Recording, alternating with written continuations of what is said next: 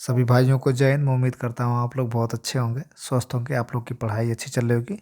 मैं अपने YouTube channel शैक्षिक पाठशाला में आप लोग का स्वागत करता हूँ। हम देखते हैं मूल विधि का प्रैक्टिस सेट नंबर 11 जो कि 10 हो चुका है।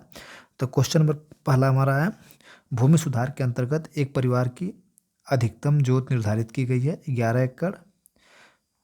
विकल्प ए 12.5 1/2 एकड़ यानी साढ़े 12 एकड़। सी देखते हैं 14 एकड़, 14 एकड़। डी देखते हैं 2 हेक्टेयर। तो विकल्प हमारा बी सही हो जाएगा, 12.5 एकड़। ठीक है। भूमि सुधार के अंतर्गत भविष्य में कोई भी कुटुंब दान या विक्रय द्वारा ऐसी जोत नहीं प्राप्त करेगा जो उसकी अपनी जोत मिलाकर ये कुल उत्तर प्रदेश में 12.5 एकड़ से अधिक हो। ठीक है। क्वेश्चन नंबर बी देखते हैं, जनहित याचिका किसके फायदे के लिए दी गई व्यवस्था है? न्यायालयों के द्वारा, विशेष जन वीआईपी के लिए, शासकीय पूर्वों, साधारण जन के हित में। विकल्प इसका डी से हो जाएगा, साधारण जन के हित में। ठीक। क्वेश्चन नंबर 3 देखते हैं, भारतीय अदालतों में जनहित याचिका पब्लिक इंटरेस्ट लिटिगेशन PIL दायर करने के संबंध में निम्नलिखित में से कौन सा सही है? ठीक है। ऑप्शन ए, मुंबई में बैठा एक व्यक्ति मध्य प्रदेश में हो रहे कुछ श्रमिकों के शोषण के संबंध में जनहित याचिका दायर कर सकता है। क्यों? एक अदालत में जनहित याचिका को पीड़ित पार्टी या किसी तीसरे पक्ष की बजाय अदालत द्वारा पेश किया जा सकेगा। तो देखते हैं, न तो पी और न ही क्यू। बी देखते हैं विकल्प, बी विकल्प देखते हैं पी और क्यू दोनों। सी विकल्प देखते हैं केवल क्यू। डी विकल्प देखते हैं केवल पी। ठीक है। तो क्वेश्चन नंबर 3 का विकल्प हमारा बी से हो जाएगा, पी और क्यू दोनों। ठीक है, कर सकता है दायर। क्वेश्चन नंबर हम 4 देखते हैं, इंटरनेट पर खाली स्थान साइबर अपराधी को अपराध के आरोप से उचित संरक्षण प्रदान है। यानी इंटरनेट पर, ठीक, साइबर अपराधियों को अपराध के आरोप से उचित संरक्षण प्रदान है। ऑप्शन ए कनेक्टिविटी से, option B IP address, option C antivirus, option D anonymity यानी अनामिता। विकल्प इसका डी से हो जाएगा, एनोनिमिटी, अनामिता। ठीक। 4 का विकल्प डी हमारा सही है। देख लेते हैं कैसे। इंटरनेट पर अनामिकता साइबर अपराधियों को अपराध के आरोप से उचित संरक्षण प्रदान करता है, क्योंकि इसमें हैकरों द्वारा किए गए उन्नत या सटीक हमलों के संबंध में ये ज्ञात करना ही कठिन हो जाता है कि ये हमले किसी विशिष्ट, ठीक, अभिकर्ता, देश या गैर राज्य के साइबर अपराधियों द्वारा किए गए हैं। ठीक। क्वेश्चन नंबर 5 देखते हैं, साइबर आतंकवाद को सूचना तकनीकी अधिनियम की धारा 66F के अधीन कितनी अवधि के लिए कारावास दंडित किया गया है? ऑप्शन आजीवन कारावास, ऑप्शन बी मृत्युदंड, ऑप्शन सी आजीवन निर्वासन, डी 10 वर्ष के कारावास। तो 5 का विकल्प हमारा ए से हो जाएगा, आजीवन कारावास। ठीक। क्वेश्चन नंबर 6 देखते हैं, सूचना प्रौद्योगिकी अधिनियम के नियमों या विनियमों के उपबंध के उल्लेख के अन्वेषण की शक्ति का वर्णन किस धारा में किया गया? धारा 27 में। बी देखते हैं धारा 28 में। सी देखते हैं धारा 29 में। डी देखते हैं धारा 30 में। क्वेश्चन नंबर 6 का हमारा बी से हो जाएगा, धारा 28 में। ठीक है। क्वेश्चन नंबर 7 देखते हैं, सूचना प्रौद्योगिकी संशोधन अधिनियम 2008 राष्ट्रपति द्वारा स्वीकृत किया गया था। तो यह राष्ट्रपति द्वारा 5 फरवरी 2009 को स्वीकृत किया गया था। क्या? सूचना प्रौद्योगिकी संशोधन अधिनियम 2008 राष्ट्रपति द्वारा कब स्वीकृत किया था? 5 फरवरी 2009 में स्वीकृत किया गया था। ठीक। क्वेश्चन नंबर हम देखते हैं 8, राष्ट्रीय सुरक्षा अधिनियम को भारत सरकार ने राष्ट्रीय सुरक्षा अध्यादेश की किस वर्ष जारी किया था? राष्ट्रीय सुरक्षा अध्यादेश के नाम से किस वर्ष जारी किया था? Option A 1985, option B 1983, option C 1995, option D 1997 में। 8 का विकल्प बी से हो जाएगा, 1983 में। ठीक है। 24 सितंबर 1983 में राष्ट्रीय सुरक्षा अध्यादेश के नाम से एक और निकाय निरोध अध्यादेश जारी हुआ था। क्वेश्चन नंबर 9 देखते हैं, जब तक राज्य सरकार इस गिरफ्तारी का अनुमोदन नहीं करे तब तक यह गिरफ्तारी खाली स्थान से ज़्यादा समय तक नहीं हो सकती। ऑप्शन ए 12 दिन, ऑप्शन बी 3 दिन, ऑप्शन सी 1 वर्ष, ऑप्शन डी 24 वर्ष। क्वेश्चन नंबर 9 का हमारा ए से हो जाएगा 12 दिन। ठीक है। क्वेश्चन नंबर 10 देखते हैं, भ्रष्टाचार निवारण अधिनियम की किस धारा के अधीन नौसेना, ठीक, नौसेना अधीन सेना, नौसेना, वायुसेना संबंधी अन्य विधियों को प्रभावित नहीं उल्लिखित किया गया है? धारा 19 में। बी देखते हैं धारा 25 में। सी देखते हैं धारा 20 में। डी देखते हैं धारा 15 में। ठीक। भ्रष्टाचार निवारण अधिनियम की धारा के अधीन सेना, नौसेना, वायुसेना संबंधित अन्य विधियों का प्रभावित नहीं होना उल्लेखित किया गया किस धारा के अंतर्गत? तो विकल्प इसका बी सही हो जाएगा, धारा 25 के अंतर्गत। ठीक है। क्वेश्चन नंबर 11 देखते हैं, विशेष न्यायाधीश अपराध का विचारण दिन प्रतिदिन के आधार पर करेगा। यह प्रावधान है भ्रष्टाचार निवारण अधिनियम 1988 की धारा 4 के 3 में, बी देखते हैं धारा 4 के 4 में, सी देखते हैं धारा 4 के 5 में, डी देखते हैं धारा 4 के 6 में। तो विकल्प इसका 20 हो जाएगा धारा 4 के 4 में। ठीक, क्वेश्चन नंबर हम देखते हैं 12, निम्न में से कौन सी आयकर की गणना के लिए कुल आय से कटौती नहीं है? ऑप्शन ए व्यक्तिगत ऋण, ठीक, बी देखते हैं स्वास्थ्य बीमा प्रीमियम का भुगतान, सी देखते हैं शिक्षा ऋण पर ब्याज, डी देखते हैं आवास ऋण पर ब्याज भुगतान। 12 का विकल्प हमारा ए से हो जाएगा व्यक्तिगत ऋण पर ब्याज। ठीक है, क्वेश्चन नंबर 13 देखते हैं, आयकर अधिनियम 1961 खाली स्थान, आय को खाली स्थान शीर्ष के तहत वर्गीकृत किया गया। ऑप्शन ए 12 और 4, ऑप्शन बी 14 और 5, ऑप्शन सी 15, फिर उसके बाद 5, ऑप्शन डी 13 और 5। 13 का विकल्प हमारा बी से हो जाएगा। आयकर अधिनियम 1961 की धारा 14 आय को 5 आय शीर्षों के तहत वर्गीकृत किया गया। विकल्प हमारा 13 का बी से हो जाएगा। ठीक, क्वेश्चन नंबर देखते हैं। अच्छा, इसमें देख लेते हैं हम थोड़ा सा। आयकर अधिनियम 1961 की धारा 14 आय को 5 वर्गों में वर्गीकृत किया गया। कौन कौन से? वेतन से आय, घरेलू संपत्ति से आय, व्यवसाय से आय, पूंजी से लाभ, आय स्रोतों से लाभ। क्वेश्चन नंबर 14 देखते हैं, नियम बनाने की समुचित सरकार की शक्ति का प्रावधान है सूचना का अधिकार अधिनियम की धारा 25 में, बी 27 में, सी 29 में, डी 31 में। 14 का विकल्प हमारा बी हो जाएगा 27 में। ठीक, क्वेश्चन नंबर 15 देखते हैं। 15 हमारा क्या है?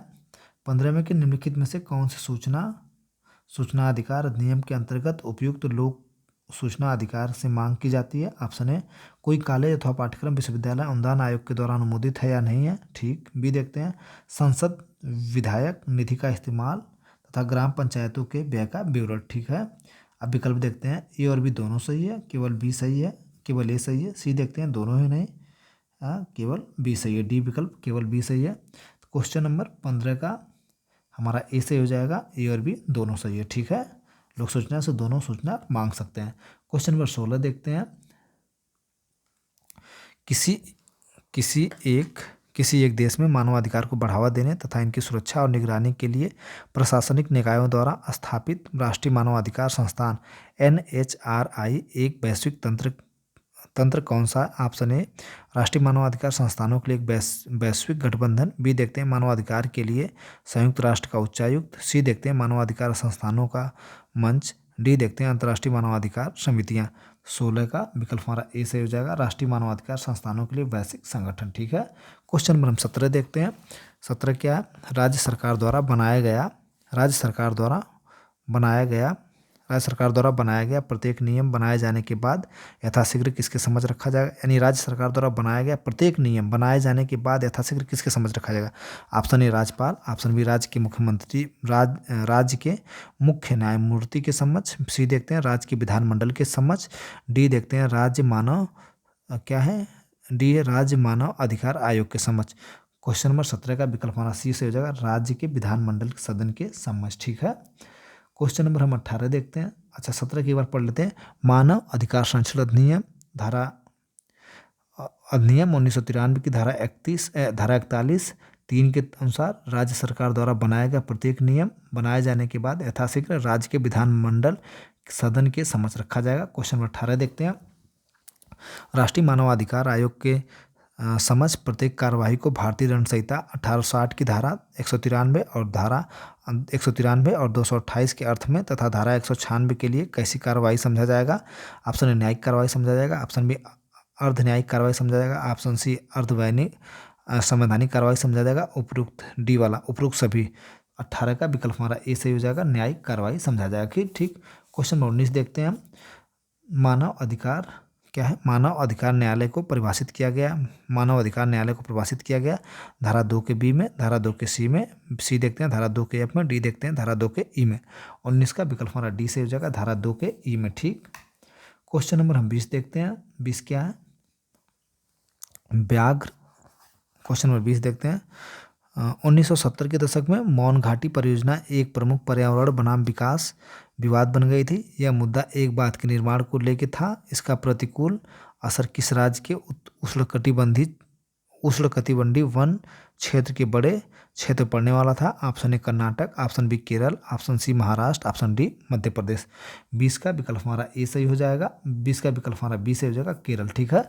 मौन घाटी परियोजना साइलेंट वैली प्रोजेक्ट 1970 से 80 के दशक में एक प्रमुख विवाद पर्यावरण बनाम विकास था, विकास बन गई थी। यह विवाद बांध के निर्माण को लेकर के उत्पन्न हुआ था, जिसका प्रतिकूल प्रभाव केरल राज्य के उष्णकटिबंधीय वन क्षेत्रों के साथ साथ नीलगिरी बायोस्फीयर रिजर्व तमिलनाडु, कर्नाटक और केरल पर पड़ने वाला था। ठीक। क्वेश्चन नंबर 21 देखते हैं। व्याघ्र और अन्य संकटाप्रद प्रजाति अपराध नियंत्रण ब्यूरो को पदेन निर्देशक होता है? वन उप महानिरीक्षक, उप महानिर्देशक, बी पुलिस महानिरीक्षक बिल्कुल नहीं होंगे। ठीक। क्वेश्चन नंबर देखते हैं। पुलिस उप महानिरीक्षक, डी वन्य जीव संरक्षण निर्देशक। 21 का विकल्प हमारा डी से हो जाएगा, वन्य जीव संरक्षण निर्देशक। क्वेश्चन 22 देखते हैं। मुख्य वन जीव अभिरक्षक की नियुक्ति कौन करता है? राज्य सरकार, केंद्र सरकार, उक्त दोनों, डी विकल्प निर्देशक।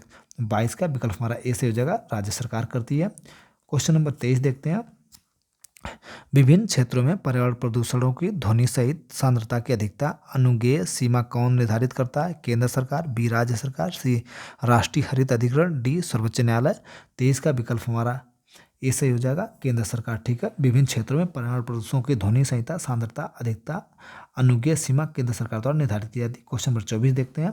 पर्यावरण संरक्षण और उसकी गुणवत्ता में सुधार, प्रदूषण निवारण और उपशमन के उपाय करने की शक्ति किसे प्राप्त है? ऑप्शन ए राज्य सरकार को, बी केंद्र सरकार को, सी देखते हैं भी दोनों को, डी भारत के नागरिकों को। तो 24 का हमारा विकल्प बी से हो जाएगा, केंद्र सरकार को। ठीक है। देखते हैं क्या है। पर्यावरण संरक्षण अधिनियम 1986 की धारा 3 के अनुसार केंद्र सरकार को ऐसे उपाय करने की शक्ति है जो पर्यावरण के संरक्षण और उसकी गुणवत्ता में सुधार तथा पर्यावरण प्रदूषण के निवारण, नियंत्रण और उपशमन के लिए आवश्यक समझे। क्वेश्चन नंबर 25 देखते हैं। सत्य कथन पहचानिए। लाल बत्ती को रोकने का संदेश, हरी बत्ती चलने का निर्देश देती है, पीली बत्ती चलने के लिए तैयार रहने का निर्देश देती है, डी उपरोक्त सभी। 25 का विकल्प हमारा डी से हो जाएगा, उपरोक्त सभी। ठीक है। क्वेश्चन नंबर 26 देखते हैं।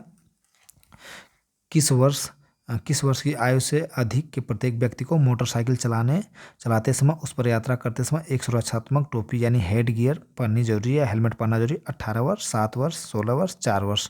क्वेश्चन नंबर 26 का विकल्प हमारा डी से हो जाएगा, 4 वर्ष से सभी ऊपर जितने भी व्यक्ति होंगे, बालक होंगे, बच्चे होंगे, सभी को जो है कि एक क्वेश्चन यूपीएसआई में पूछा भी गया, क्योंकि मैं प्रैक्टिस सेट लगा रहा था तो उसमें दिया था।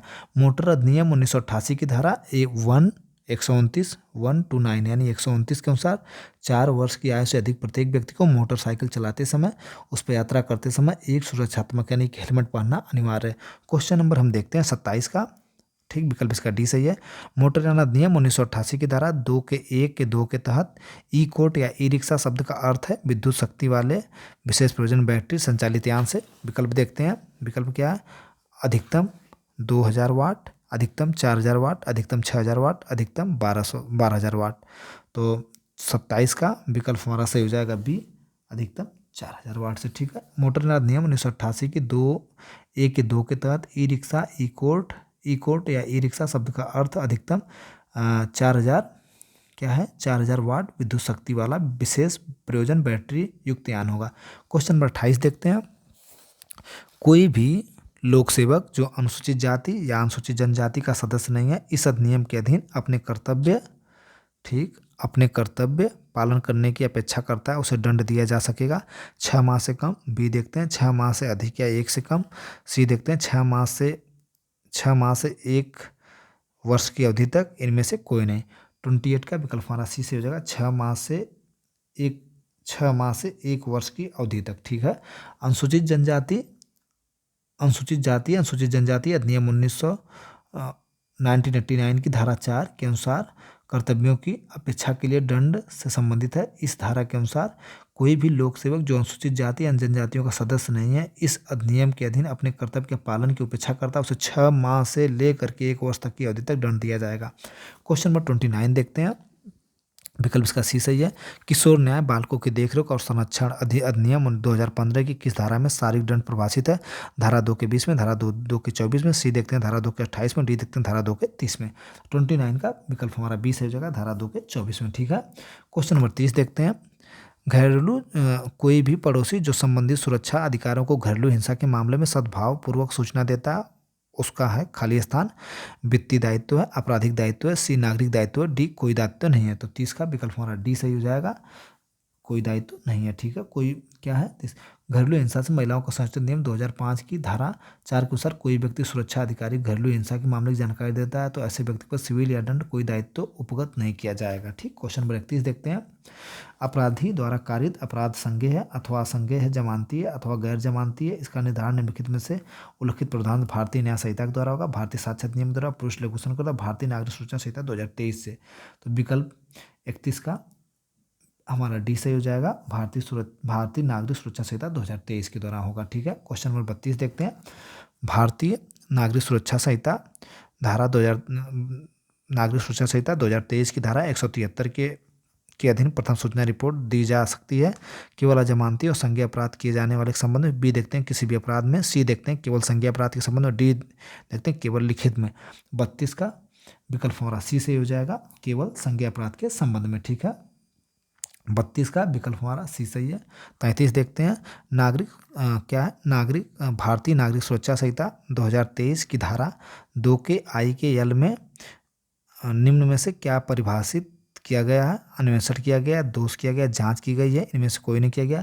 33 का विकल्प हमारा ए सही हो जाएगा, अन्वेषण, इन्वेस्टिगेशन। ठीक है, क्वेश्चन नंबर 34 देखते हैं। भारतीय न्याय संहिता में निम्नलिखित में से किस धारा में आपराधिक मानववध करने का प्रयत्न का उपबंध है? धारा 305 में, धारा 109 में, धारा 307 में, धारा 110 में। विकल्प डी धारा 110 में। क्वेश्चन नंबर 34 का हम डी से हो जाएगा, धारा 110 में। ठीक है, क्वेश्चन नंबर 35 देखते हैं। निम्न प्रावधानों में से किसमें व्यक्तिगत शारीरिक प्रतिरक्षा का विस्तार मृत्यु को छोड़कर अन्य कोई भी हानि करने तक होगा? धारा 36 में, बी धारा 38 में, सी धारा 37 में, डी धारा 39 में। ठीक, 35 का विकल्प हमारा डी सही हो जाएगा, धारा 39 में। ठीक, 36 देखते हैं। संशय है धारा 56 में, धारा 54 में, सी देखते हैं धारा 2 के 13 में, डी देखते हैं धारा 56 के ए में। 36 विकल्प हमारा सी हो जाएगा, धारा 2 के 13 में। ठीक, क्वेश्चन नंबर हम 37 देखते हैं। 37 देखते हैं। अपराध के गठन के लिए निम्नलिखित में से किन तत्वों का होना अपरिहार्य है? कोई कार्य या लोभ का किया जाना। बी देखते हैं आपराधिक कार्यों का आशय। सी देखते हैं वह कृत्य विधि द्वारा वर्जित या दंडनीय हो।